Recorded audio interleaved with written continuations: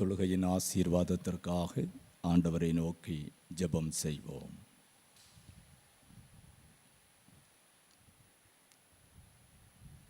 அருள் நிறைந்த அன்பின் ஆண்டவரே,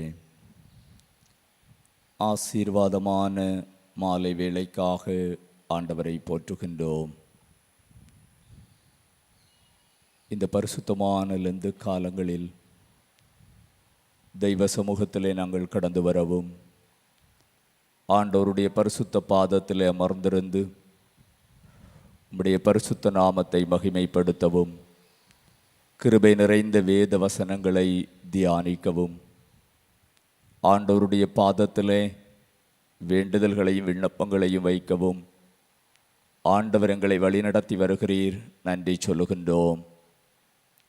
விருப்பத்தோடும் எதிர்பார்ப்புகளோடும் இறை சமூகத்திலே கடந்து வந்திருக்கின்ற இறை மக்கள் ஒவ்வொருவரையும் ஆண்டவர் ஆசீர்வதிப்பீராக. இந்த தொழுகையின் ஆரம்பம் முதல் நிறைவு மட்டும் ஆண்டவருடைய அன்பின் பிரசன்னம் எங்கள் மத்தியிலே நிறைவாக தங்கட்டும். நாங்கள் தெய்வ சமூகத்தில் அமர்ந்திருக்கின்ற பொழுது ஆண்டவருடைய அன்பின் பிரசன்னத்தால் ஆட்கொள்ளப்படவும், ஒரு மனதோடு உம்முடைய பரிசுத்த நாமத்தை மகிமைப்படுத்தவும், தேவரீர் எங்களுக்கு அருளுகின்ற நன்மைகளை சொந்தமாக்கி கொள்ளவும் ஆண்டவர் கிருபை தர வேண்டும் என்று மீட்பர் இயேசு கிறிஸ்துவின் வழியாய் மிகவும் தாழ்மையோடு ஜெபிக்கின்றோம். ஜெபம் கேளும் எங்கள் ஜீவனுள்ள நல்ல பிதாவே, ஆமேன்.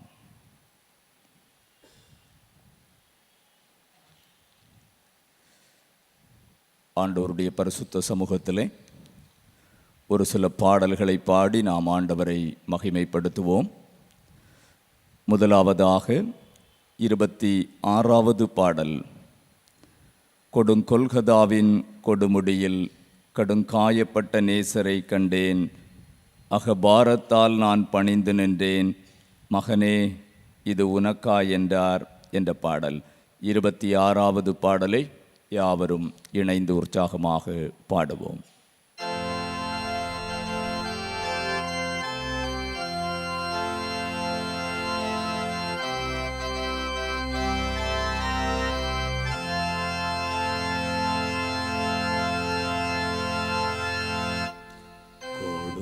கொடுங்கொல்கதாவின் கொடுமுடியில்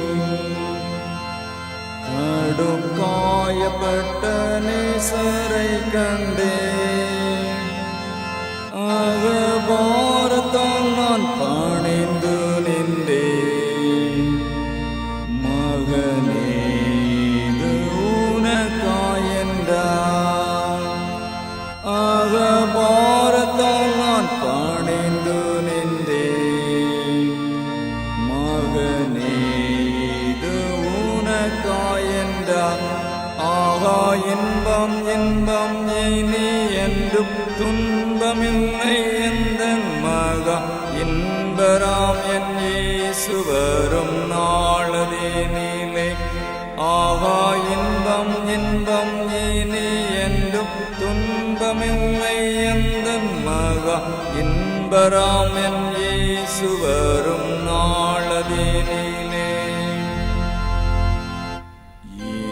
நான் என்ன செய்ய என்றேன், கனிதா என்று கனிவாய் சொன்னான், இனி தாமதமோ நாதா என்றேன், தோனி கேட்கும் காலம் சமீபம் என்றான், இனி தாமதமோ நாதா என்றேன், தோனி கேட்கும் காலம் சமீபம் என்றார்.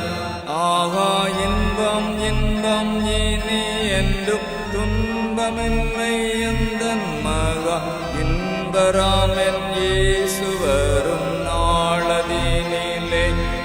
ஆகா இன்பம் இன்பம் இனி என்றும் துன்பமில்லை எந்தன் மகா, இன்பராம் என் இயேசு வரும் நாளதேனிலே. நல் நேசருக்காய் கோடி பிடிப்பேன்,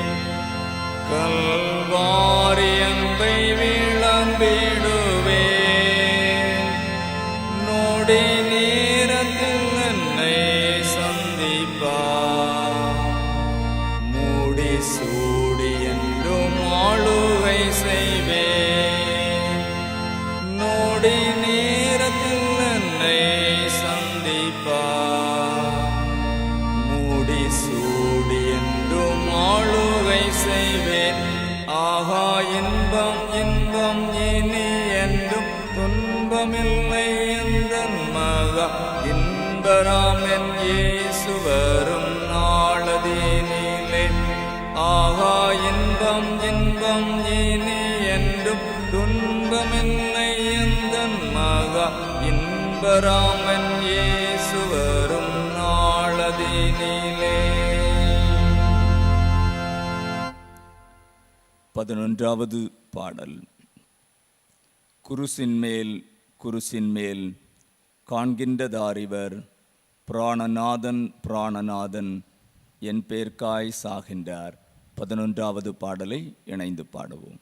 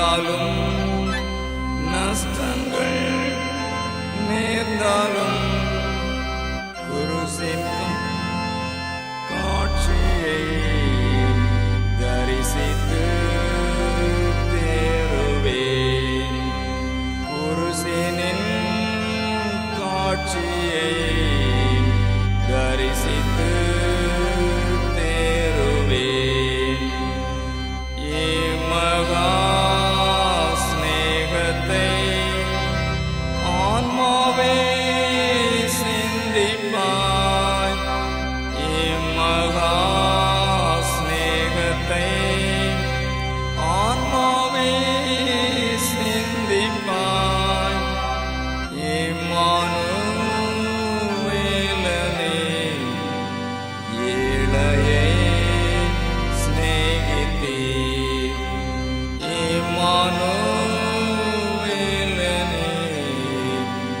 ஏழையை சிநேகித்தீர்.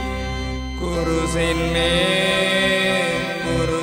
மேல் காண்கின்ற தாரிவர். குருசின் மேல் காண்கின்ற தாரிவர். பிராணநாதன் என்பேர்காய் சாகின்றார்.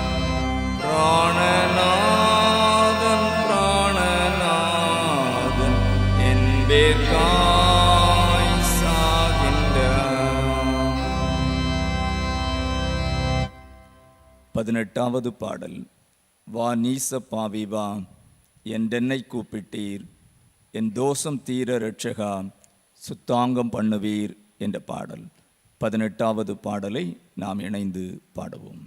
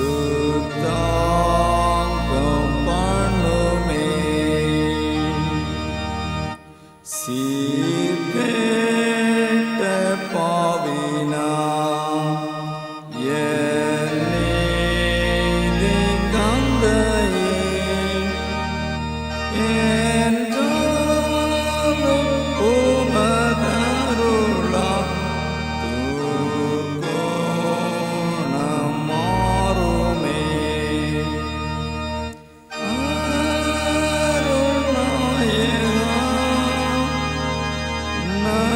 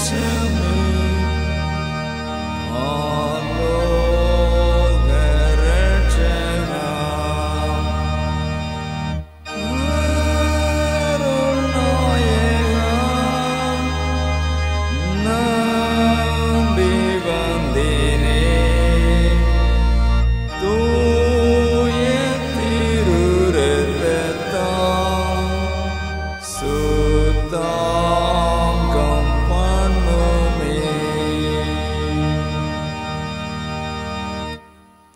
ஏழாவது பாடல்.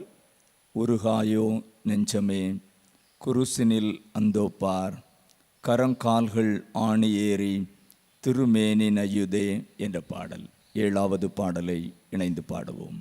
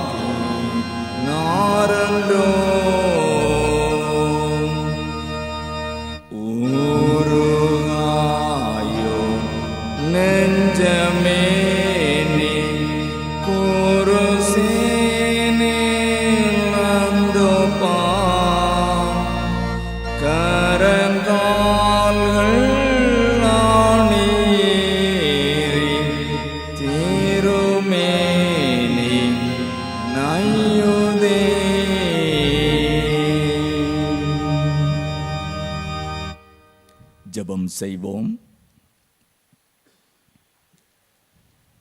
கிருபை நிறைந்த எங்கள் நல்ல ஆண்டவரே,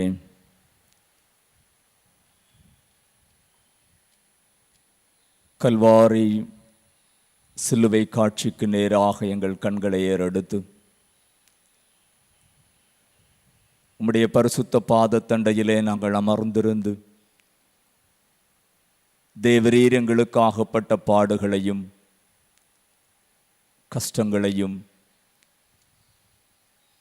சிந்திக்கவும் தியானிக்கவும் உம்முடைய பரிசுத்த பாதத்திலே பரிபூர்ணமாய் எங்களை அர்ப்பணிக்கவும் இந்த பரிசுத்த லெந்து காலங்களிலே ஆண்டவர் எங்களுக்கு அருள் தந்து கொண்டிருக்கிறீர். ஆண்டவருக்கு நன்றி சொல்லுகின்றோம். மிகுந்த வாஞ்சையோடும் விருப்பத்தோடும் நாங்கள் தெய்வ சமூகத்திலே கூடி வந்திருக்கிறோம். உம்முடைய அன்பின் பிரசன்னத்தால் ஆண்டவர் தொடர்ந்து எங்களை ஆட்கொண்டு வழி நடத்துவீராக. சிலுவையை பற்றிய உபதேசம் கெட்டுப்போகிறவர்களுக்கு பைத்தியமாயிருக்கிறது, ரட்சிக்கப்படுகிற நமக்கோ அது தேவபலனாயிருக்கிறது என்று சொல்லுகின்ற வேத வாக்கின்படி இந்நாட்களிலே நாங்கள் தியானிக்கின்ற தியானங்கள் எங்கள் ஆன்மீக வாழ்விற்கு மிகுந்த ஆசீர்வாதமாய் அமையும்படி ஆண்டவர் வழிநடத்துகிறீர். அதற்காக நாங்கள் உமக்கு நன்றி சொல்லுகின்றோம். இந்த ஆராதனையினுடைய எஞ்சிய வேளைகளிலும் ஆண்டவருடைய கிருபை எங்கள் மத்தியிலே நிறைவாய் வெளிப்படட்டும். தெய்வ பலத்தோடும் தெய்வ கிருபைகளோடும் ஆண்டவரே, தேவரீர் எங்களுக்கு அருளுகின்ற சகல பாக்கியங்களையும் நன்மைகளையும் இத்தொழுகையினூடாக நாங்கள் பெற்றுக்கொள்ள ஆண்டவர் வழிநடத்த நாங்கள் செபிக்கின்றோம். துதி, கனம், மகிமை அனைத்தையும் ஆண்டவருக்கு ஏறெடுக்கிறோம். மீட்பர் இயேசு கிறிஸ்துவின் வழியாய் மிகவும் தாழ்மையோடு ஜெபிக்கின்றோம். ஜெபம் கேளும் எங்கள் ஜீவனுள்ள நல்ல பிதாவே, ஆமேன்.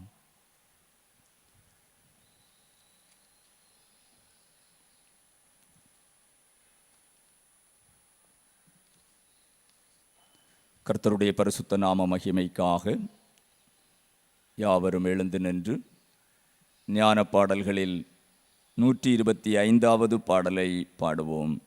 மரிக்கும் மீட்பர் ஆவியும் என்ற பாடல் 125வது ஞான பாடல்.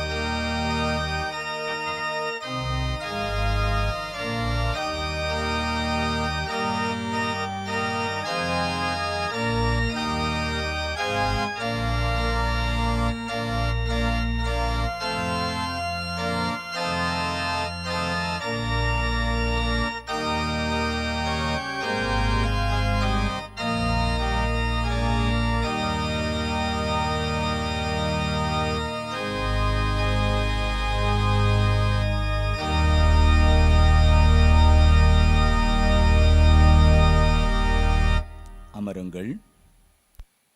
இன்றைய நாளின் தியானத்திற்கு ஆதாரமாக தரப்பட்டுள்ள திருமறை பகுதி அப்போஸ்தலனாகிய பவுல் கலாத்தியருக்கு எழுதின நிருபம் 3ஆம் அதிகாரம் வசனங்கள் 10 முதல் 16 முடிய உள்ள ஆண்டவரின் அருள் வார்த்தைகளை வாசிக்க கேட்போம். கலாத்தியர் 3ஆம் அதிகாரம் வசனங்கள் 10 முதல் 16 முடிய. நியாயப்பிரமாணத்தின் கிரியைக்காரராகிய யாவரும் சாபத்துக்குட்பட்டிருக்கிறார்கள். நியாயப்பிரமாண புஸ்தகத்தில் எழுதப்பட்டவைகளை எல்லாம் செய்யத்தக்கதாக அவைகளில் நிலைத்திராதவன் எவனோ அவன் சபிக்கப்பட்டவன் என்று எழுதியிருக்கிறதே. நியாயப்பிரமாணத்தினாலே ஒருவனும் தேவனிடத்தில் நீதிமானாகிறதில்லை என்பது வெளியரங்கமாயிருக்கிறது. ஏனெனில் விசுவாசத்தினாலே நீதிமான் பிழைப்பான் என்று எழுதியிருக்கிறதே. நியாயப்பிரமாணமோ விசுவாசத்திற்குரியதல்ல, அவைகளை செய்கிற மனுஷனே அவைகளால் பிழைப்பான். மரத்திலே தூக்கப்பட்ட எவனும் சபிக்கப்பட்டவன் என்று எழுதியிருக்கிறபடி கிறிஸ்து நமக்காக சாபமாகி நியாயப்பிரமாணத்தின் சாபத்திற்கு நம்மை நீங்களாக்கி மீட்டு கொண்டார். ஆபிரகாமுக்கு உண்டான ஆசீர்வாதம் கிறிஸ்து இயேசுவினால் புறஜாதிகளுக்கு வரும்படியாகவும், ஆவியை குறித்து சொல்லப்பட்ட வாக்குத்தத்தத்தை நாம் விசுவாசத்தினாலே பெறும்படியாகவும் இப்படி ஆயிற்று. சகோதரரே, மனுஷர் முறைமையின்படி சொல்லுகிறேன், மனுஷர்களுக்குள்ளே உறுதி பண்ணப்பட்ட உடன்படிக்கையை ஒருவனும் தள்ளுகிறதுமில்லை, அதனோடே ஒன்றையும் கூட்டுகிறதுமில்லை. ஆபிரகாமுக்கும் அவனுடைய சந்ததிக்கும் வாக்குத்தத்தங்கள் பண்ணப்பட்டன. சந்ததிகளுக்கு என்று அநேகரை குறித்து சொல்லாமல் உன் சந்ததிக்கு என்று ஒருவனை குறித்து சொல்லியிருக்கிறார். அந்த சந்ததி கிறிஸ்துவே என்பதுவே. வாசிக்கப்பட வேண்டிய திருமறை பாடம் வாசித்து முடிந்தாயிற்று. கிறிஸ்துவுக்கே மகிமை உண்டாவதாக. ஜெபம் செய்வோம். கர்த்தருடைய பரிசுத்த சமூகத்திலே இந்த லெந்து நாட்களின் புதன்கிழமையிலும் கூட ஆண்டவருடைய சமூகத்திலே கடந்து வந்து கடவுளை ஆராதிக்கின்ற கர்த்தருடைய பிள்ளைகளே, இந்த பரிசுத்த ஆலயத்திலிருந்து நாம் ஆண்டவருடைய பரிசுத்த முகத்தை நோக்கி பார்ப்போம். இவ்வுலகத்திலே வாழ்கின்ற ஆண்டவருடைய பிள்ளைகள் அனைவரும் ஆசீர்வதிக்கப்படுவதற்காக ஆண்டவரிடத்திலே மன்றாடுவோம். அகில உலகத்திலும் சமாதானம் ஏற்பட வேண்டும். அகில உலகம் ஆண்டவருக்குள்ளாக அமைதியாக வாழ வேண்டும். அகில உலகத்திலும் ஆண்டவருடைய நீதியும் நியமமும் செயலாக்கப்பட வேண்டும். அப்படிப்பட்ட ஒரு அனுபவத்தை உலகம் அனைத்திலும் உள்ள மக்கள் பெற்றுக்கொள்வதற்காக நாம் மன்றாடுவோம். ஆண்டவரை நோக்கி பார்த்தவர்களுடைய முகங்கள் பிரகாசம் அடைந்தது. அவர்களுடைய முகங்கள் வெட்கப்படவில்லை என்று திருமறை சொல்கிறது. ஆண்டவருடைய பிள்ளைகளாகிய நாம் மற்றவர்களுடைய நலனை விரும்புகின்றவர்களாக, மற்றவர்களுடைய ஆசீர்வாதங்களுக்காகவும் நன்மைகளுக்காகவும் ஜெபிக்கிறவர்களாகவும் நாம் இருக்க அழைக்கப்படுகின்றோம். விசேஷமாக உலகத்தின் பற்பல இடங்களிலே நடைபெறுகிற இயற்கை சீற்றங்களுக்காக ஆண்டவரிடத்திலே மன்றாடுவோம். கடந்த நாட்களிலே மியான்மர், தாய்லாந்து ஆகிய நாடுகளிலே ஏற்பட்ட நிலநடுக்கங்களினூடாய் ஆயிரக்கணக்கான மக்கள் இவ்வுலக வாழ்வை இழந்தார்கள். பெற்றோரை இழந்த பிள்ளைகள், பிள்ளைகளை இழந்த பெற்றோர், உடன்பிறப்புகளை இழந்த உடன்பிறப்புகள், இன்னும் பலவிதமான காயங்களோடு உயிருக்கு போராடி கொண்டிருக்கிற மக்கள், இப்படி ஆயிரக்கணக்கான மக்கள் காணப்படுகின்ற போது ஆண்டவரிடத்திலே நாம் மன்றாடுவோம். கர்த்தாவே, இப்படிப்பட்ட இயற்கை சீற்றங்கள் தேசத்திலே ஏற்படாதவாறு ஆண்டவரே நீர் காத்துக்கொள்ளும். இந்த நாடுகளிலும் தங்களுக்கு அருமையானவர்களை இழந்து காணப்படுகின்ற மக்களுக்கு ஆறுதலையும் தேறுதலையும் சமாதானத்தையும் தாரும் என்று சொல்லி ஜெபிப்போம். காயப்பட்ட மக்கள் எல்லாம் ஆண்டவருடைய கருணையினாலே காக்கப்பட்டு நல்ல பூரண சுகமடைய ஆண்டவரிடத்திலே நாம் மன்றாடுவோம். இன்னும் பற்பல நிலைகளிலே ஒடுக்கப்பட்ட மக்களுக்காக, கைவிடப்பட்ட மக்களுக்காக நாம் மன்றாடுவோம். தெருவோரங்களிலே வாழ்கின்ற மக்கள் பற்பல நிலைகளிலே தங்களுடைய வாழ்வை இழந்து, வாழ்க்கையிலே நெருக்கப்பட்டு, உரிமைகள் மறுக்கப்பட்டு காணப்படுகின்ற மக்கள், இப்படிப்பட்ட மக்களுக்கெல்லாம் இறை நீதி கிடைக்கவும் அவர்களும் பாதுகாக்கப்படவும் நாம் ஜெபிப்போம். அகில உலகத்திலும் ஆண்டவருடைய சமாதானம் நிலைத்திருக்க மன்றாடுகின்ற நாம், ஆண்டவரை அறியாத மக்கள் மத்தியிலே நடைபெற்று வருகின்ற எல்லா ஊழியங்களையும் கடவுள் ஆசீர்வதிக்க ஜெபிப்போம். ஜீவனுள்ள ஆண்டவரை நாம் அறிந்திருக்கின்ற போது இன்னும் கோடிக்கணக்கான ஜனங்கள் இயேசு சுவாமி சிலுவை வழியாக அனைத்துலகத்திற்கும் தந்த ரட்சிப்பை, மீட்பை அறியாமல் இருக்கின்ற போது அவர்களிடத்தில் அந்த நல்ல செய்தியை நற்செய்தியாக அறிவிக்கின்ற எல்லா மிஷனரி இயக்கங்களையும் கடவுள் ஆசீர்வதிக்க ஜெபிப்போம். நம்முடைய திருச்சபைக்காக ஆண்டவருக்கு நன்றி செலுத்துவோம். இந்த திருச்சபையின் எல்லா திருப்பணிகளும் ஆண்டவருக்கு பிரியமாக தொடர்ந்து நடைபெறவும், திருப்பணிகளின் ஊடாக ஒவ்வொருவருடைய ஆத்மீக வாழ்வும் ஆண்டவருக்குள்ளாக அமையவும் நாம் திருச்சபையின் எல்லா திருப்பணிகளுக்காகவும் ஜெபிப்போம். எல்லா குடும்பங்களையும் கடவுள் ஆசீர்வதிக்க ஜெபிப்போம்.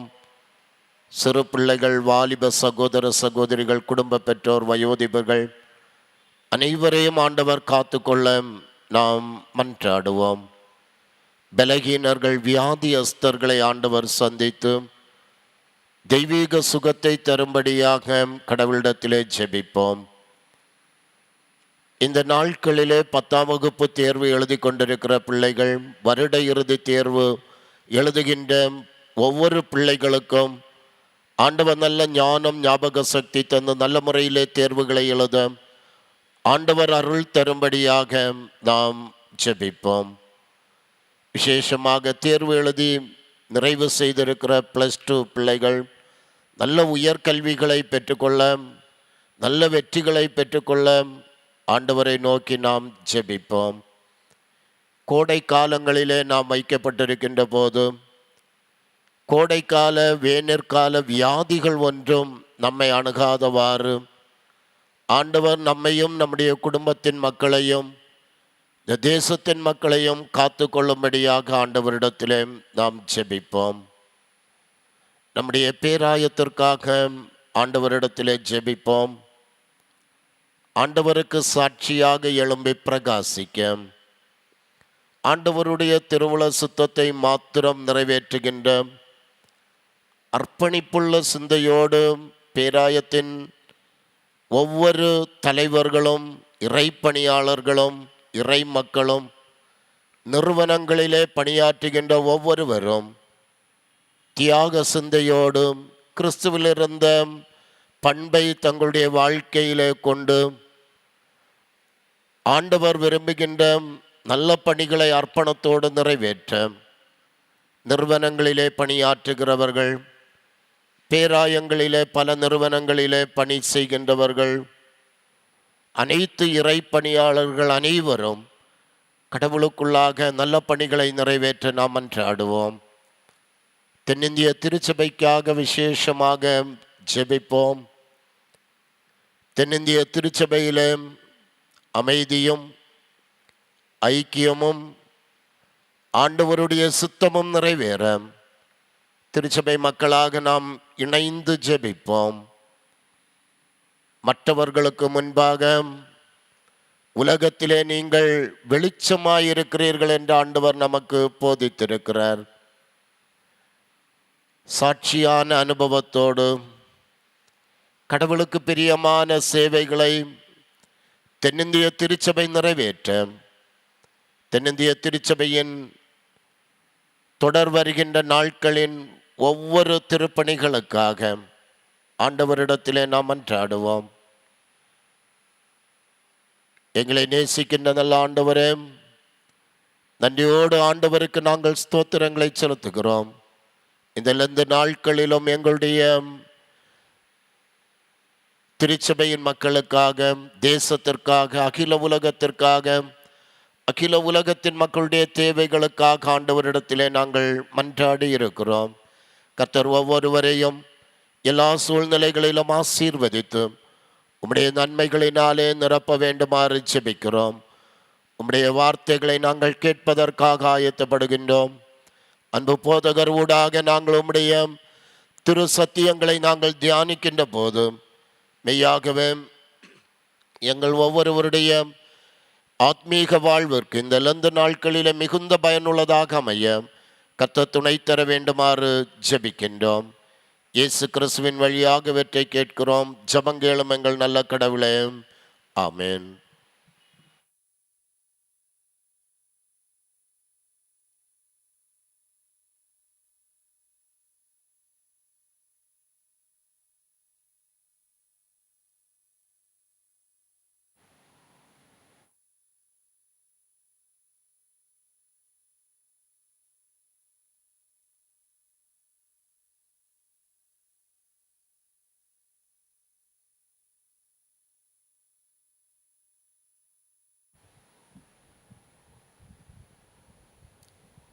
அமர்ந்தவாறே தலைகளை தாழ்த்தி ஜெபிப்போம். சிலுவை நாதராகிய எங்கள் நல்ல கடவுளே, சிலுவையினூடே எங்கள் சிந்தனைகளை நாங்கள் புகுத்துகின்ற பொழுது நாங்கள் வாழ்வடையும்படியான சிந்தனைகளை பெற்றுக்கொள்ள நீர் எங்களுக்கு உம்மை வெளிப்படுத்தி அருள வேண்டுமாய் ஜெபிக்கின்றோம். பிரத்யட்சமாய் உங்கள் கண்களுக்கு முன்னே வெளிப்படுத்தப்பட்டிருந்தாரே என்று கலாத்திய திருச்சபைக்கு பவுல் சொல்லுகின்ற நிலையிலும் எங்கள் கண்களுக்கு முன்பாகவும் உம்முடைய சிலுவையின் காட்சியை நாங்கள் கண்டுகொள்ள சிலுவையினுடைய வாழ்வை பெற்றுக்கொள்ள அருள் தாரும். எங்களோடு பேசும் இறைமகன் இயேசுவின் மூலம் பிதாவே, ஆம். தொடர்ந்து நாம் சிலுவையை குறித்து சிந்தித்து கொண்டே இருக்கின்றோம். முதலாவது வாரத்திலே சிலுவையும் கிறிஸ்தவ வாழ்வும் என்ற தலையங்கத்திலே ஒருவன் என்னை பின்பற்றி வர விரும்பினால் அவன் தன்னைத்தான் வெறுத்து தன் சிலுவையை எடுத்துக்கொண்டு என்னை பின்பற்றி வர கடவன் என்ற வசனத்தின் அடிப்படையிலே சிந்தித்தோம். பின் செல்ல அழைப்பு, தன்னை வெறுக்க அழைப்பு, சிலுவை சுமக்க அழைப்பு என்று குறிப்புகளோடு நாம் சிந்தித்தோம். அதன் அடுத்த வாரத்திலே சிலுவை காட்டும் வாழ்வு அல்லது வாழ்வை மாற்றும் சிலுவை என்ற தலையங்கத்திலே கிறிஸ்துவுடனே கூட சிலுவையில் அறையப்பட்டேன், ஆயினும் பிழைத்திருக்கிறேன், இனி நான் அல்ல கிறிஸ்துவே எனக்குள் பிழைத்திருக்கிறார் என்று பவுலப்போஸ்தலன் சொல்லுகின்ற கூற்றை தியானித்தோம். சுய பெருமையை விட்டுவிடுதல், கடவுளின் சித்தம் செய்ய பணிதல், பாடுள்ள வாழ்விற்கு ஒப்படைத்தல் என்று செல்ஃப், ஈகோ, ஐ என்று சொல்லுகின்ற அனைத்தையும் விட்டு ஆண்டவரிடத்திலே வருவதற்கு சிலுவை வழிவகுக்கிறது என்பதை சிந்தித்தோம். கடந்த வாரத்திலே சிலுவை வாழ்வின் உரைக்கல் என்ற தலையங்கத்திலே சிலுவை என்றும் நம் கண்முன் நிற்க வேண்டும், சிலுவை என்றும் நமது வழிகாட்டியாக இருக்க வேண்டும், சிலுவை என்றும் நமது லட்சியமாய் அமைய வேண்டும் என்று கலாத்தியர் 3:1 பவுலப்போஸ்தலன் கலாத்திய திருச்சபைக்கு சொல்லுகின்ற வசனத்தை சிந்தித்தோம். இயேசு கிறிஸ்து சிலுவையில் அறையப்பட்டவராய் உங்கள் கண்களுக்கு முன் பிரத்யட்சமாய் உங்களுக்குள்ளே வெளிப்படுத்தப்பட்டிருந்தாரே என்ற வசனத்தின் அடிப்படையை சிந்தித்தோம். இந்த நாளிலே சாபத்தை நீக்கும் சிலுவை என்ற தலையங்கத்திலே நாம் வாசிக்க கேட்ட கலாத்தியர் நிருபம் 3வது அதிகாரம் 13வது வசனத்தின் அடிப்படையிலே நாம் சிந்தனைகளை அமைத்து கொள்வோம். மரத்திலே தூக்கப்பட்ட எவனும் சபிக்கப்பட்டவன் என்று எழுதியிருக்கிறபடி கிறிஸ்து நமக்காக சாபமாகி நியாயப்பிரமாணத்தின் சாபத்திற்கு நம்மை நீங்களாக்கி மீட்டு கொண்டார். மரத்திலே தூக்கப்பட்ட எவனும் சபிக்கப்பட்டவன் என்று எழுதியிருக்கிறபடி கிறிஸ்து நமக்காக சாபமாகி நியாயப்பிரமாணத்தின் சாபத்திற்கு நம்மை நீங்களாக்கி மீட்டு கொண்டார். 2 குறிப்புகளை இந்த வசனத்தின் அடிப்படையில் நான் உங்கள் முன் வைக்க ஆசிக்கின்றேன். முதலாவது, சாபத்தின் வாழ்வை காட்டும் நியாயப்பிரமாணம். சாபத்தின் வாழ்வை காட்டும் நியாயப்பிரமாணம். ரோமர் 5வது அதிகாரம் 13வது வசனத்திலே அப்போஸ்தலனாகிய பவுல் சொல்லுகின்றார், நியாயப்பிரமாணம் கொடுக்கப்படுவதற்கு முன்னும் பாவம் உலகத்தில் இருந்தது. நியாயப்பிரமாணம் இல்லாதிருந்தால் பாவம் எண்ணப்பட மாட்டாது. ஆரம்பம் முதல், உலக தோற்றம் முதல் பாவம் உலகத்தில் இருக்கிறது. ஆனால் நியாயப்பிரமாணம் கொடுக்கப்பட்ட பின்புதான் பாவம் எண்ணப்பட்டது என்ற சிந்தனையை அங்கே தருகின்றார். நியாயப்பிரமாணம் இது செய்யக்கூடாது என்று சொல்வதை செய்கின்ற பொழுது அது பாவம் என்பதை நமக்கு தெளிவாக விளங்கச் செய்கின்றது. ஆரம்பத்திலே ஆதியாகமத்திலே நாம் பார்க்கின்ற பொழுது 3வது அதிகாரம் 9 தொடர்ந்த வசனங்களை நாம் வாசித்தால் கடவுள் ஆதாமிடத்து வருகின்றார். ஆதாமை காணவில்லை. ஆதாமே, நீ எங்கே இருக்கிறாய் என்று கேட்கின்றார். தோட்டத்திலே ஒளிந்திருக்கிறேன், நான் நிர்வாணியாக இருக்கிறபடியினால் தோட்டத்திலே ஒளித்து கொண்டேன் என்று சொல்லுகின்றான். அப்பொழுது கடவுள் கேட்கிறார், நீ நிர்வாணி என்று உனக்கு அறிவித்தவன் யார்? புசிக்க வேண்டாம் என்று நான் உனக்கு விலக்கின விருட்சத்தின் கனியை புசித்தாயோ? அப்படியென்றால் நான் உனக்கு விலக்கி இருந்தேனே, உன்னிடத்திலே சொல்லி இருந்தேனே, அதை நீ புசித்தாயோ? இப்பொழுது பாவ உணர்வு, குற்ற உணர்வு உன்னில் வந்துவிட்டது என்று அங்கே அவனுக்கு உணர்வூட்டுகின்றார். ஊட்டிவிட்டு 17வது வசனத்திலே சொல்லுகின்றார், நீ உன் மனைவியின் வார்த்தைக்கு செவி கொடுத்து புசிக்க வேண்டாம் என்று நான் உனக்கு விலக்கின விருட்சத்தின் கனியை புசித்தபடியினாலே பூமி உன்னிமித்தம் சபிக்கப்பட்டிருக்கும். நீ உயிரோடு இருக்கும் நாளெல்லாம் வருத்தத்தோடே அதன் பலனை புசிப்பாய். சாபத்தை அவன் பெற்றுக்கொள்ளுகிறான். நியாயப்பிரமாணமாக கடவுளுடைய வார்த்தை கொடுக்கப்பட்ட பொழுது அதை உதறி தள்ளிவிட்டு சாத்தானுக்கு செவி கொடுத்தபடியினாலே அவன் உலகத்திற்கு சாபத்தை பெற்று தருகின்றவனாய் இருக்கிறான். அவனும் சபிக்கப்பட்டவனாய் மாறுகின்றான். ஆதியாகமம் 4ம் அதிகாரத்திலே காயின் ஆபேல் நிகழ்வை நாம் பார்க்கின்ற பொழுது 11வது வசனத்திலே காயினை கடவுள் சபிக்கின்றார். இப்பொழுது உன் சகோதரனுடைய இரத்தத்தை உன் கையிலே வாங்கி கொள்ள தன் வாயை திறந்த இந்த பூமியில் நீ சபிக்கப்பட்டிருப்பாய். உன் சகோதரனுடைய இரத்தத்தை உன் கையிலே வாங்கி கொள்ள தன் வாயை திறந்த இந்த பூமியில் நீ சபிக்கப்பட்டிருப்பாய். சகோதரர்களாக இணைந்து வாழ்வதற்கு, ஒருவர் மேல் ஒருவர் பாசத்தை வைத்து வாழ்வதற்கு பதிலாக நீ உன் சகோதரனையே கொலை செய்து விட்டாய். கடவுளுடைய படைப்பின் நோக்கத்தை மீறிவிட்டாய். ஆகவே இந்த பூமியிலே நீ சபிக்கப்பட்டிருப்பாய் என்று அவன் பாவத்தின் மூலமாய் சாபத்தை பெற்றுக்கொள்ளுகின்றான். அந்த நிகழ்வெல்லாம் நமக்கு தெரியும். ஆகவே நான் அதை விளக்கமாக சொல்லவில்லை.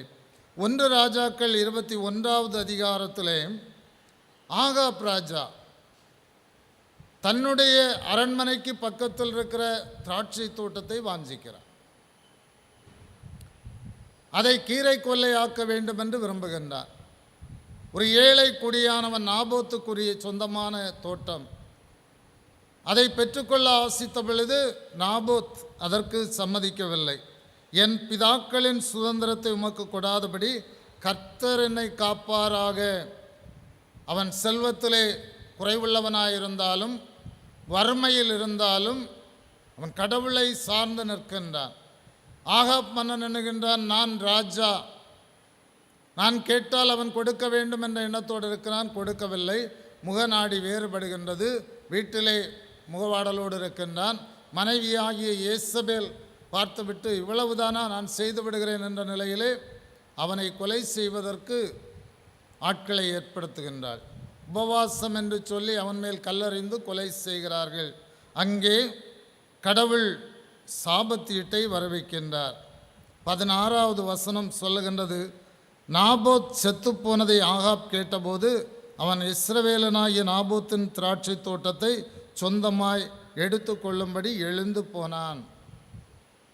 ஏசபேல் ஆள் வைத்து நாபோத்தை கொன்றுவிட்டாள். இவன் உற்சாகத்தோடு போய் அந்த தோட்டத்தை எடுத்துக்கொள்வதற்கு செல்லுகின்றான். கடவுள் தீர்க்கதரிசியை அனுப்புகின்றார். 17 முதல் நாம் வாசிக்கின்ற பொழுது, திஸ்பியனாகிய எலியா எழுந்து சமாரியாவில் இருக்கிற இஸ்ரவேலின் ராஜாவாகிய ஆகாப்பை சந்திக்கும்படி போ, இதோ அவன் நாபோத்தின் திராட்சை தோட்டத்தை சொந்தமாய் எடுத்துக்கொள்ள அங்கே போயிருக்கிறான் என்று கடவுளுடைய வார்த்தையை பெற்றுக்கொள்ளுகின்றான். இன்னும் கடவுள் அவனிடத்திலே சொல்லுகின்றார், நீ அவனை பார்த்து, நீ கொலை செய்ததும் எடுத்துக்கொண்டதும் இல்லையோ என்று கர்த்தர் சொல்லுகிறார். நாய்கள் நாபோத்தின் இரத்தத்தை நக்கின ஸ்தலத்திலே உன்னுடைய இரத்தத்தையும் நாய்கள் நக்கும் என்று கர்த்தர் சொல்லுகிறார் என்று சொல் என்றார். கடவுளுடைய வார்த்தைக்கு தீர்க்கதரிசி கீழ்ப்படிந்துதான் ஆக வேண்டும். எலியா தீர்க்கதரிசி போகின்றார். ஆகாப் எலியாவினுடைய வார்த்தையை கேட்ட பொழுது சொல்லுகின்றார், தன்னுடைய தவறை உணரவில்லை, தன்னுடைய பாவத்தை உணரவில்லை, நான் இப்படி அநியாயமாய் செய்துவிட்டேன் என்று உணரவில்லை. எலியாவை கேட்கின்றான். 20வது வசனம், அப்பொழுது ஆகாப் எலியாவை நோக்கி, என் பகைஞனே, என்னை கண்டுபிடித்தாயா என்றான். அதற்கு எலியா, கண்டுபிடித்தேன். கர்த்தரின் பார்வைக்கு பொல்லாப்பானதை செய்ய நீ உன்னை விற்று போட்டாய். நான் உன்மேல் பொல்லாப்பு வரப்பண்ணி உன் சந்ததியை அழித்து போட்டு ஆகாப்புக்கு சுவரில் நீர்விடும் ஒரு நாயாகிலும் இராதபடிக்கு இஸ்ரவேலில் அடைபட்டவனையும் விடுபட்டவனையும் சங்கரிப்பேன் என்று சொல்லி சாபங்கள் எல்லாம் சொல்லப்படுகின்றது. அப்படி என்றால் நாம் இந்த உலகத்திலே கடவுளுக்கு பிரியமில்லாமல் செய்கின்ற ஒவ்வொரு காரியங்களும் பாவத்தையும் சாபத்தையும் நமக்கு தருகின்றதாக இருக்கின்றது. இதை போன்று ஏராளமான நிகழ்வுகளை நாம் ஒன்றன் பின் ஒன்றாக சிந்திக்கலாம். நீங்கள் வேதம் வாசிக்கின்ற பொழுது அவற்றை நீங்கள் புரிந்து கொள்ளுங்கள். பல வேளைகளிலே நம்முடைய வாழ்க்கையிலே இது சின்ன குற்றம்தானே என்று நாம் எண்ணுகின்றோம். சில வேளைகளிலே ஒரு பாவத்தை செய்கின்ற பொழுது, ஐயோ, நான் வசனங்களை மீறிவிட்டேன், கடவுளுடைய வார்த்தைகளை மீறிவிட்டேன், நான் பாவம் செய்து விட்டேன் என்று கவலைப்படுகிறோம். ஆனால் தினந்தோறும் பாவம் செய்கிற ஒரு மனிதனுக்கு அந்த எண்ணமே வராது. தான் செய்வது பாவம் என்று கூட தெரியாது. கடவுள் என்னை உற்று நோக்குகிறார் என்று கூட அவர்கள் உணர்ந்து பார்க்க மாட்டார்கள். தனக்கும் தன் குடும்பத்திற்கும் சாபத்தை வருவித்து கொள்ளுகின்றவர்களாக இருக்கின்றார்கள். துணிச்சலோடு அகங்காரத்தோடு நான் இதை செய்வேன் என்ற நிலையிலே பாவத்திற்கும் சாபத்திற்கும் உட்படுகின்றவர்களாக இருக்கின்றார்கள். உபாகமம் 27வது அதிகாரம் 15 முதல் 25 வசனங்களிலே நீங்கள் வீட்டிலே போய் வாசியுங்கள். எப்படி எப்படி கடவுள் தந்திருக்கின்ற நியமங்களை மாற்றுகின்ற பொழுது சபிக்கப்பட்டவர்கள் என்ற பட்டியலே அங்கே தரப்படுகின்றது. இஸ்ரவேல் மக்கள் செட்டில்மெண்ட் கானானுக்குள் பிரவேசித்து வாழுகின்ற பொழுது எப்படி எப்படி வாழ வேண்டும் என்ற நியமங்கள் எல்லாம் கொடுக்கப்பட்டு அந்த நியமங்களை மீறுகிறவர்கள் சபிக்கப்பட்டவர்கள் என்று சொல்லப்படுகின்றது. 26வது வசனம் அதனுடைய முடிவு சொல்லுகின்றது, இந்த நியாயப்பிரமாண வார்த்தைகளை எல்லாம் கை கொண்டு நடவாதவன் சபிக்கப்பட்டவன் என்பார்களாக.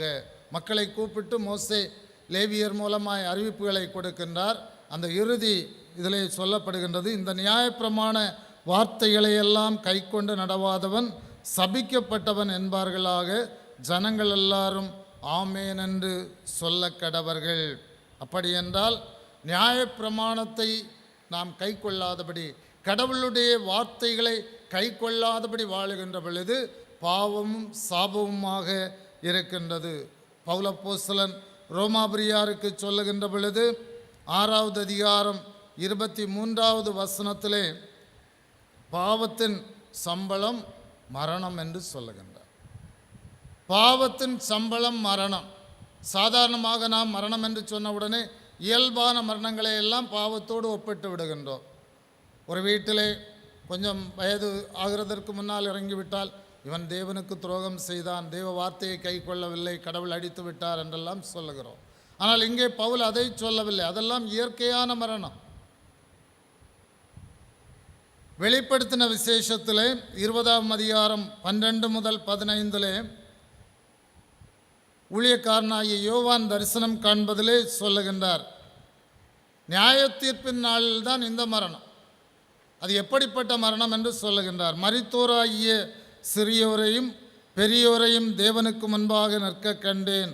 அப்பொழுது புஸ்தகங்கள் திறக்கப்பட்டன. ஜீவ புஸ்தகம் என்னும் வேறொரு புஸ்தகமும் திறக்கப்பட்டது. அப்பொழுது அந்த புஸ்தகங்களில் எழுதப்பட்டவைகளின்படியே மரித்தோர் தங்கள் தங்கள் கிரியைகளுக்கு தக்கதாக நியாய தீர்ப்படைந்தார்கள். சமுத்திரம் தன்னிலுள்ள மரித்தோரை ஒப்புவித்தது. மரணமும் பாதாளமும் தங்களிலுள்ள மரித்தோரை ஒப்புவித்தன. யாவரும் தங்கள் தங்கள் கிரியைகளின்படியே நியாய தீர்ப்படைந்தார்கள். அப்பொழுது மரணமும் பாதாளமும் அக்கினி கடலிலே தள்ளப்பட்டன. இது 2ஆம் மரணம். ஜீவ புஸ்தகத்தில் எழுதப்பட்டவனாக காணப்படாதவன் எவனோ அவன் அக்கினி கடலிலே தள்ளப்பட்டான் என்று அங்கே சொல்லப்படுகின்றது. அப்படி என்றால் ஆண்டவருடைய வருகையிலே, ஆண்டவருடைய நியாய தீர்ப்பிலே நம்முடைய கிரியைகள், அவனவனுடைய கிரியைகள் அவனவனோடே கூட போகிறது என்று சொல்லப்பட்ட வசனத்தின்படி நியாய தீர்ப்பின் நாளில்தான் நாம் எங்கே செல்லுகிறோம் என்பது தீர்ப்பாக சொல்லப்படுகின்றது.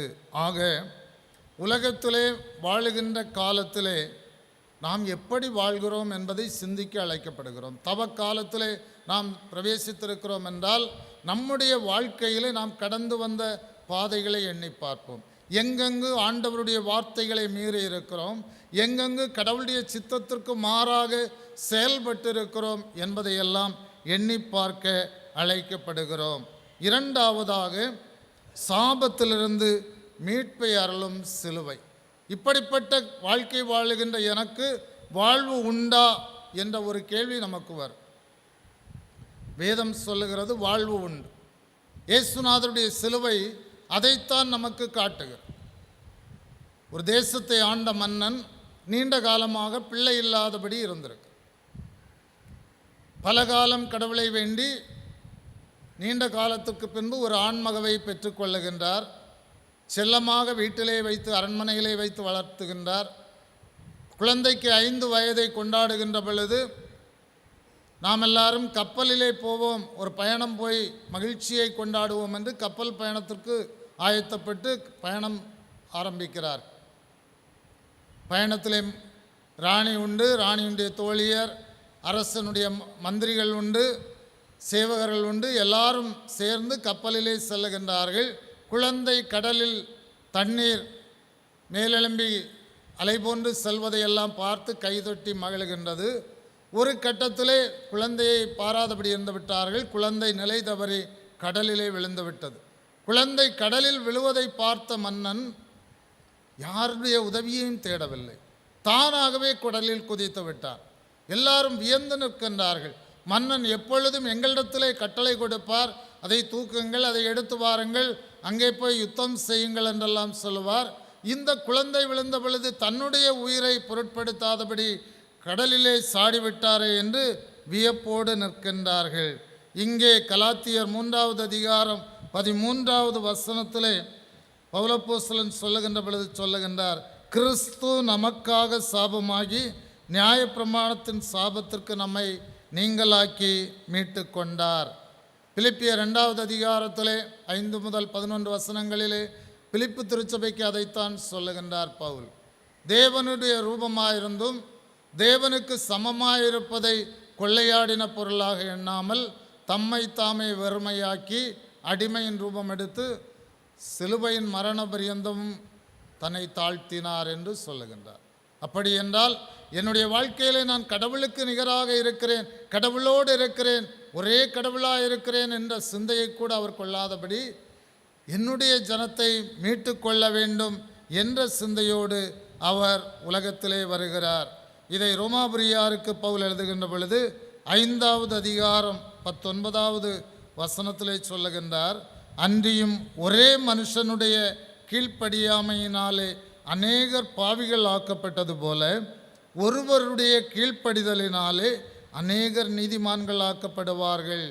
ஆதாமனுடைய கீழ்ப்படியாமையினாலே சாபத்திற்குட்பட்டவர்களாய் பாவத்திற்குட்பட்டவர்களாய் ஆன நம்மை ஆண்டவர் தம்முடைய கீழ்ப்படிதலினாலே இப்படிப்பட்ட கடினமான சூழலிலும் தன்னை ஒப்பு கொடுத்தபடியினாலே அவர் நம்மை நீதிமான்களாக்கி விட்டார், கடவுளுக்கு பிரியமுள்ளவர்களாய் நாம் பரிசுத்தமுள்ளவர்களாக்கி விட்டார் என்று சொல்லுகின்றார்.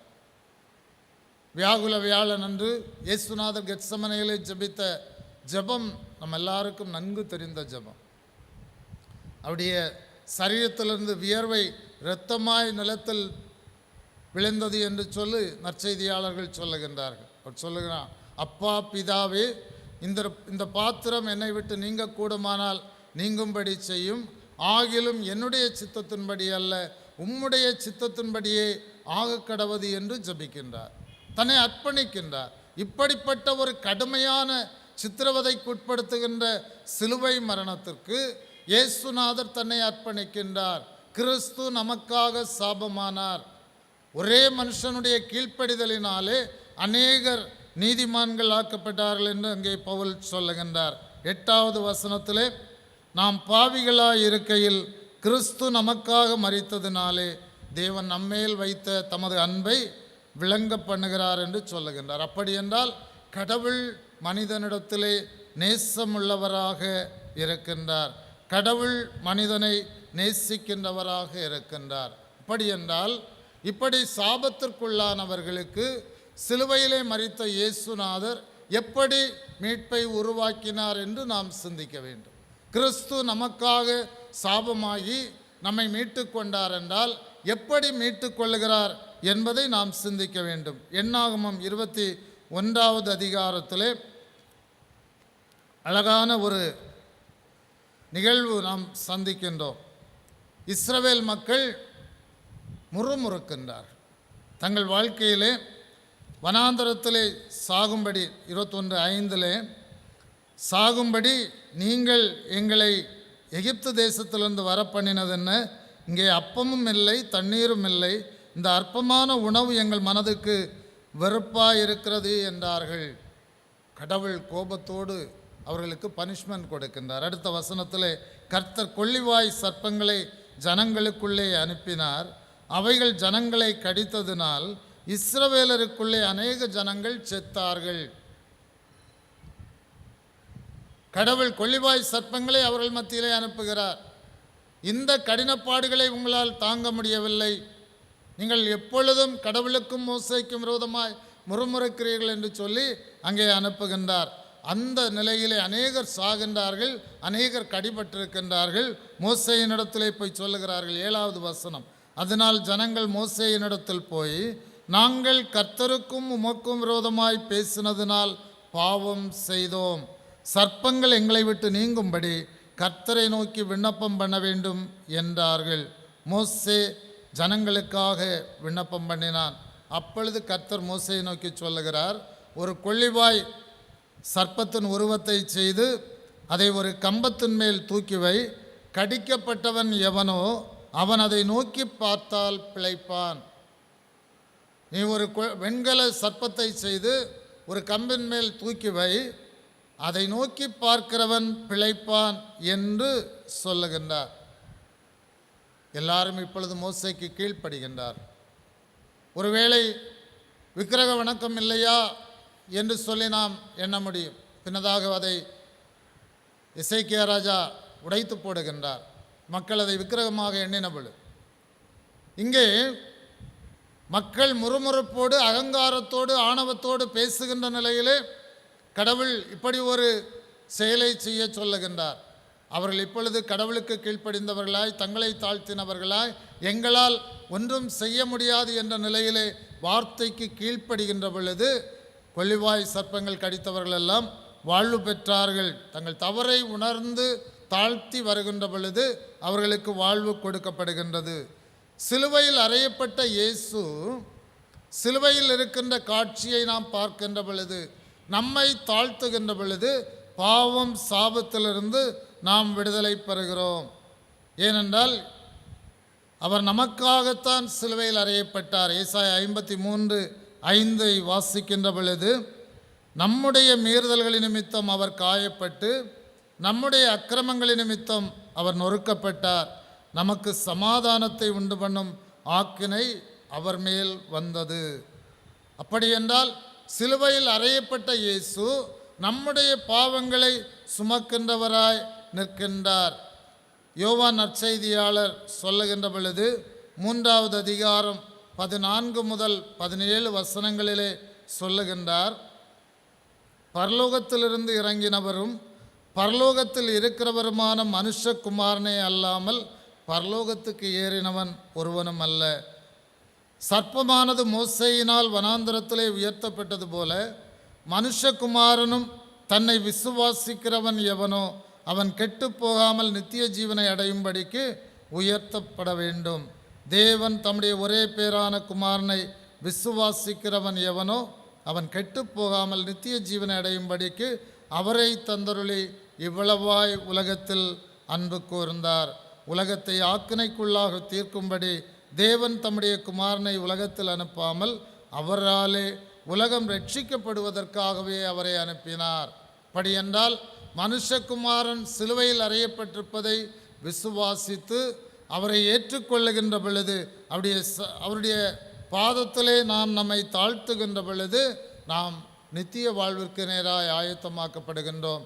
பாவங்கள் சாபங்களிலிருந்து மன்னிப்பை பெற்றுக்கொள்ளுகின்றவர்களாய் இருக்கின்றோம். அதைத்தான் அப்போஸ்தலனாகிய பவுல் கலாத்திய திருச்சபைக்கு 3வது அதிகாரம் 13வது வசனத்திலே சொல்லுகின்றார், மரத்திலே தூக்கப்பட்ட எவனும் சபிக்கப்பட்டவன் என்று எழுதியிருக்கிறபடி கிறிஸ்து நமக்காக சாபமாகி நியாயப்பிரமாணத்தின் சாபத்திற்கு நம்மை நீங்களாக்கி மீட்டு கொண்டார். எசேக்கியேல் தீர்க்கதரிசியின் நூல் 18வது அதிகாரம் 2 முதல் 4 வசனங்களை வாசிக்கின்ற பொழுது இஸ்ரவேல் தேசத்தில் இருந்த ஒரு எண்ணம், பிதாக்கள் திராட்சை பழ காய்களை தின்றார்கள், பிள்ளைகளுடைய பற்கள் கூசி போயின. பழைய ஏற்பாட்டிலே நாம் வாசிக்கின்ற பொழுது 7ஆம் தலைமுறை மட்டும் நான் விசாரிக்கிறவராய் இருக்கிறேன் என்று கடவுள் சொல்லுகின்றார். அப்படி என்றால் ஒரு மனிதன் பாவம் செய்கின்ற பொழுது, கடவுளுக்கு விரோதமாய் வாழுகின்ற பொழுது 7ஆம் தலைமுறை மட்டும் அதை விசாரிக்கிறார் என்று சொல்லப்படுகின்றது. ஆனால் எசேக்கியேல் தீர்க்கதரிசியின் நூலிலே கடவுள் சொல்லுகின்றார், நான் அந்த சாபத்தை நீக்கிவிடுகின்றேன், அந்தந்த நபருக்குத்தான் அந்த பாவம் சேரும் என்று சொல்லி கடவுள் அங்கே சொல்லுகின்றார்.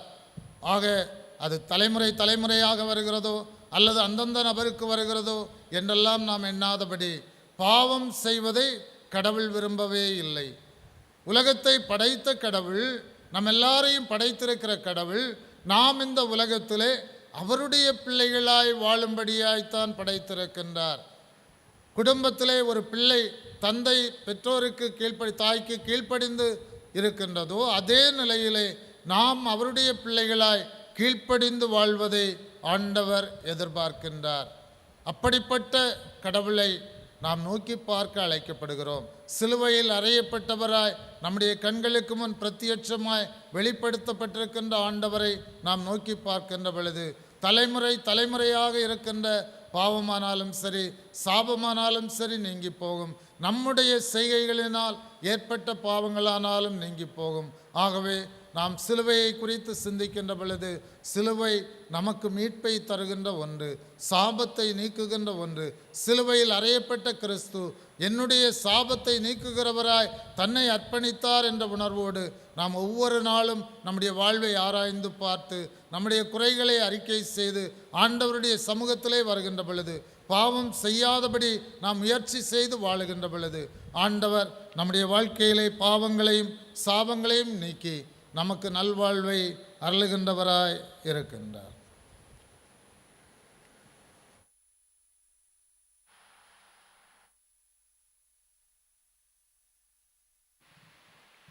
தொழுகைக்கு நிறைவாக நாம் அனைவரும் எழுந்து 243வது கீதத்தை பாடுவோம். கீதம் 243. வேறு ஜன்மம் வேணும், மனம் மாறுதலாகிய உள்ள சுத்தி என்னும் வேறு ஜன்மம் வேணும்.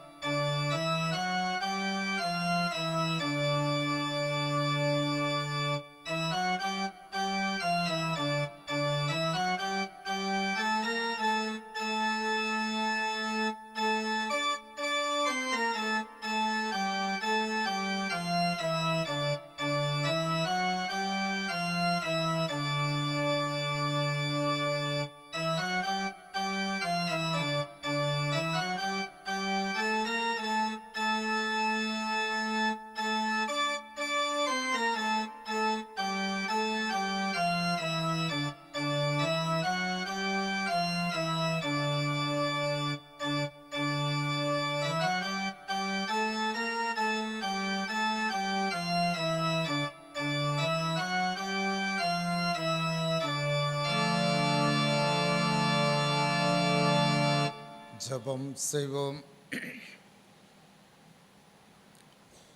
எங்களுக்காக சிலுவையிலே அறையுண்ட எங்கள் நல்ல ஆண்டவரே, எங்கள் சாபங்களை போக்கும்படியாய், எங்கள் பாவங்களை நீக்கி எங்களை ரட்சிக்கும்படியாய், நாங்கள் பிதாவோடு கூட நிலைவாழ்வை பெற்றுக்கொள்ளும்படியாய் தியாகம் செய்தீரே, உம்மை நாங்கள் வணங்கி நிற்கின்றோம். ஒவ்வொரு நாளும் வேத வசனமாகிய கண்ணாடியிலே நாங்கள் எங்கள் வாழ்வை சோதித்து பார்த்து தீமைகளை விட்டு அகன்று பரிசுத்தமான வாழ்க்கையை தொடர ஆண்டவர் அனுக்கிரகம் செய்வீராக. எங்கள் மேல் ஏதாவது குற்றங்கள் இருந்தால் நாங்கள் சிலுவைக்கு முன்பாக எங்களை தாழ்த்துகின்ற பொழுது சிலுவையில் அறையப்பட்ட ஆண்டவர் பாவ மன்னிப்பை வழங்கி சாபத்திற்கு நீங்களாக்கி ஒவ்வொருவருக்கும் நல்வாழ்வை வழங்க வேண்டுமாயும் மன்றாடுகின்றோம். ஆண்டவரை குறித்த சிந்தையோடு சிலுவை காட்சியை எங்கள் கண்களுக்கு முன் எப்பொழுதும் வைத்திருக்கின்றவர்களாய் எங்கள் வாழ்வை தொடர ஆண்டவர் ஒவ்வொருவருக்கும் அருள் தாரும். இந்த தொழுகையிலே பங்கேற்ற அனைவரையும் ஆசீர்வதித்து அனுப்பும். இந்த தவக்காலம் மென்மேலும் பரிசுத்தமாகுதலை கண்டுகொள்ளுகின்ற காலமாக அனைவருக்கும் அமைய கிருபை தாரும். இந்த இரவும் அனைவருக்கும் ஆசீர்வாதமாக அமையட்டும். இறை மகன் இயேசுவின் மூலம் வேண்டுகிறோம் பிதாவே, ஆமென்.